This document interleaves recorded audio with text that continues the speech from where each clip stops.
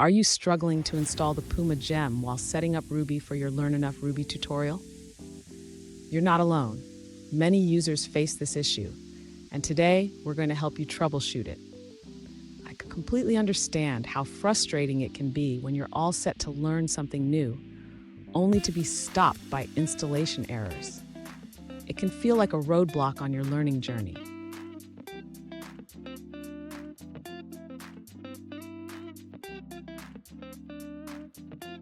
Here's the specific situation we're addressing. A user named Jim ran the command to install Puma, but it failed with multiple errors related to building native extensions. If this sounds familiar, stick around as we explore solutions. So what could be causing this installation failure? Often, it relates to missing dependencies or compatibility issues with your Ruby version and the gem you're trying to install. Let's break it down. And don't go anywhere. At the end of this video, I will share a crucial tip that can help you avoid these issues in the future.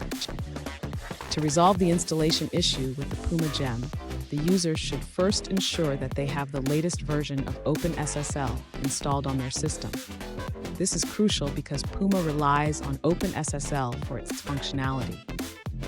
Next, the user needs to set the environment variables for OpenSSL. This helps Ruby find the correct OpenSSL libraries during the gem installation. After setting the environment variables, the user should restart their terminal to apply the changes. This ensures that the new settings are recognized.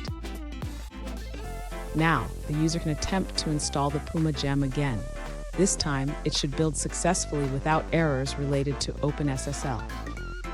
Finally, if the installation is successful, the user should verify that Puma is installed correctly by checking its version.